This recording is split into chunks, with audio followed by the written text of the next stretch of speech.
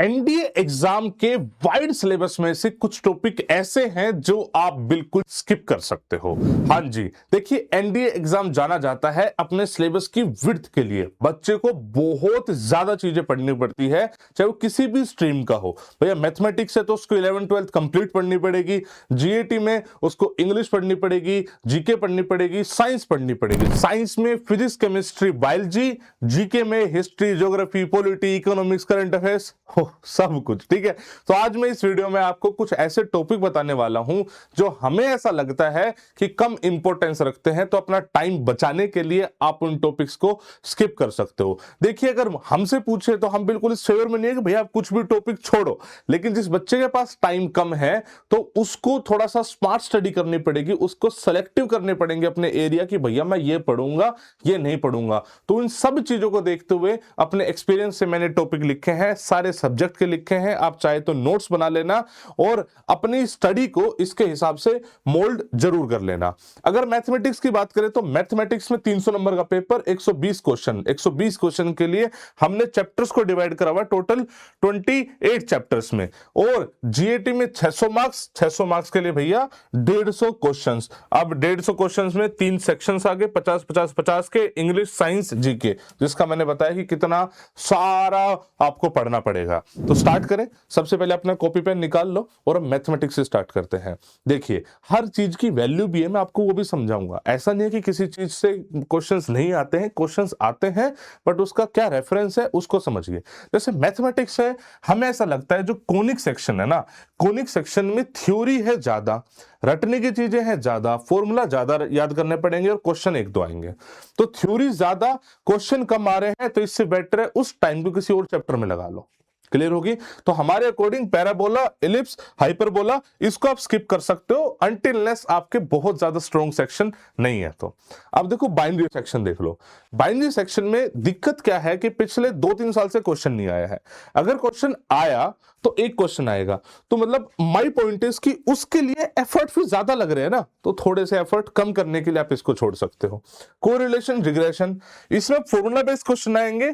Total 5-6 ही formula है, लेकिन पिछले 2 बार से क्वेश्चन आया नहीं है। हो सकता है इस बार आ भी जाए, तो भैया जिसके पास कैपेसिटी है कि वो फॉर्मूला अच्छे से रिवाइज कर सकता है, याद रख सकता है, तो कर सकता है। क्वेश्चन डायरेक्ट फॉर्मूला बेस आएगा, तो मैं इसलिए कह रहा हूं कि भैया अगर याद नहीं कर सकते इसको छोड़ सकते हो। Height and distance, height and distance से क्वेश्चन भी 2-3 बार से आ नहीं रहा है, आएगा। क्वेश्चन आसान होगा लेकिन लेंथी होगा। भैया सारा गेम तो पेपर में किस चीज का है कि आप कितने कम टाइम में ज्यादा क्वेश्चन सोल्व कर सकते हो। तो हाइट एंड डिस्टेंस ऐसा चैप्टर है, क्वेश्चन इजी आएगा लेकिन लेंथी आएगा, और पिछले 1-2 बार से आ भी नहीं रहा है, तो अपना प्रैक्टिस में क्यों ही ज्यादा टाइम निकालना। ट्रिग्नोमेट्री में मतलब मैंने 2 चैप्टर ये सेलेक्ट करे हैं, हाइट एंड डिस्टेंस और दूसरा ट्रिग्नोमेट्री इक्वेशन। मतलब यहां पे भी पढ़ना ज्यादा पड़ता है, उस रिस्पेक्ट में नंबर ऑफ क्वेश्चंस कम आते हैं। अगर ट्रिग्नोमेट्री में आपको करना ही है तो मेरा मानना है कि रेशियो एंड आइडेंटिटी कर लो। तो ट्रिग्नोमेट्री इक्वेशन की जगह रेशियो एंड आइडेंटिटी कर लोगे तो आपको ज्यादा बेनिफिट रहेगा, क्योंकि अपना तो मामला वही है ना कि भैया कम टाइम में ज्यादा चीजें जो पढ़नी है, राइट। इन्हीं सब चीजों को हम अपने कोर्सेज में इंप्लीमेंट करते हैं। जैसे अभी हम एनडीए 2 के लिए गुरुकुल ला रहे हैं, एनडीए 1 के लिए क्रैश कोर्स ला रहे हैं। उन सब में एक ही गेम है कि भैया कम टाइम में आपको इफेक्टिव क्या चीजें पढ़नी है। इतना बड़ा सिलेबस एनडीए का पढ़ने की नीड नहीं होती। आप सबको पता होगा, आउट ऑफ 900 मार्क्स भैया जिसके 400 नंबर आए हैं वो सेफ जोन में है। तो जो 500 नंबर है छोड़ने वाले वो कौन से हैं, यही सारा फाइंड आउट करने गेम होता है। क्लैरिटी होगी? अब मैं आता हूं बच्चे जीएटी में। जीएटी में सबसे पहले साइंस में, अगर मतलब मुझसे पूछो तो साइंस सबसे ज्यादा स्कोरिंग है। साइंस में 50 में से 45 क्वेश्चन ठीक करना इज कंपेरेटिवली इजी। हमने अभी एक हैंडबुक भी निकाली है, मैथमेटिक्स की भी निकाली है और भैया जीएटी की भी निकाली है, जिसमें हमने बहुत कंसाइज मैनर में सारी थ्योरी दी है कि पढ़ लो। तो उसमें भी मैं कह रहा हूं साइंस तो पढ़नी ही पढ़नी चाहिए। फिर भी किसी के पास टाइम कम है तो कुछ टॉपिक में बता रहा हूं सब्जेक्ट वाइज। जैसे फिजिक्स में thermodynamics, rotational motion, electrostat, projectile motion, fluid dynamics. Again मैं ही नहीं कह रहा यहां से क्वेश्चन नहीं आएंगे, क्वेश्चन आएंगे, बट जितना आप पढ़ोगे उसके रिस्पेक्ट में वो मतलब कॉस्ट टू बेनिफिट रेशियो थोड़ा सा कम बनता है बस, ठीक है। अगर आप बात करें केमिस्ट्री में पीरियोडिक टेबल और ऑर्गेनिक केमिस्ट्री को आप स्किप कर सकते हैं। बायोलॉजी में आप taxonomy, human nervous system, human skeleton system, heredity and evolution, ये वो टॉपिक है जिसमें थ्योरी कंपैरेटिवली ज्यादा है, एफर्ट ज्यादा है और पढ़ना आपको मतलब उस रिस्पेक्ट में वो कम है। हिस्ट्री की बात कर ले, अच्छा मैंने इसमें ज्योग्राफी नहीं लिखा है, मैं चाहता हूं ज्योग्राफी का जो सिलेबस है आपको पूरा करो भैया। 50 क्वेश्चन है, मतलब टोटल जीके के 50 क्वेश्चन है, 50 में से 25 आ रहे हैं ज्योग्राफी के, तो भैया ज्योग्राफी को छोड़ना ही नहीं है, तो ज्योग्राफी पूरी कंप्लीट करनी है। हमेशा फर्स्ट प्रायोरिटी ज्योग्राफी होनी चाहिए जीके में। हिस्ट्री में मतलब मेरा ऐसा मानना है, अगर एंशिएंट हिस्ट्री की बात करें तो Indus valley civilisation, Buddhism, Jainism के अलावा बाकी चीजें स्किप कर सकते हैं। मेडिवल हिस्ट्री की बात करें तो भैया विजयनगर एम्पायर, भक्ति सूफी मूवमेंट और ट्रेवलर्स के अलावा बाकी चीजें स्किप कर सकते हैं। मॉडर्न हिस्ट्री की बात करें तो भैया मॉडर्न हिस्ट्री में आप 1857 का रिवोल्ट, फ्रीडम स्ट्रगल, पार्टीशन, इसके अलावा बाकी चीजें स्किप कर सकते हैं। हिस्ट्री इतनी बड़ी है, मैंने आपको सिर्फ इतने से टॉपिक बोलने कि ये एटलीस्ट पढ़ लो। मैं ये नहीं कर रहा बाकी से क्वेश्चन नहीं आएंगे, आ सकते हैं, बट अब वही again cost to benefit ratio.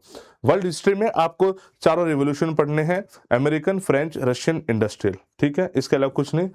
Polity की बात करें तो पॉलिटी में आपको making of Indian constitution, article 1 से 51 और इंपॉर्टेंट अमेंडमेंट एंड इमरजेंसी, इसके अलावा चीजें स्किप कर सकते हैं। इकोनॉमिक्स में सिर्फ और सिर्फ 5 ईयर प्लान पढ़ के बाकी चीजें स्किप कर सकते हैं।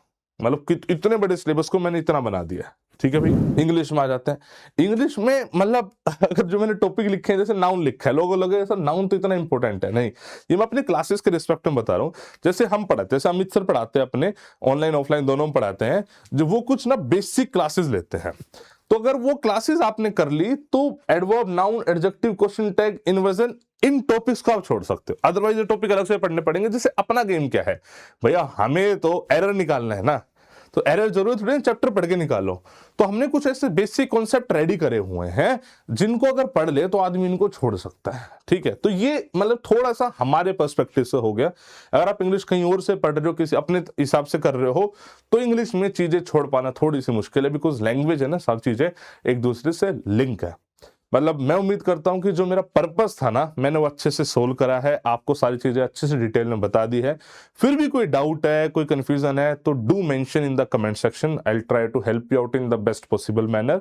अगर आपको एनडीए एग्जाम की तैयारी करनी है ऑफलाइन, ऑनलाइन, किसी भी माध्यम से, तो भी आप इन नंबरों पर बातचीत कर सकते हैं जो आपके सामने आ रहे हैं। हमारी टीम कोशिश करेगी कि आपकी मदद हो सके।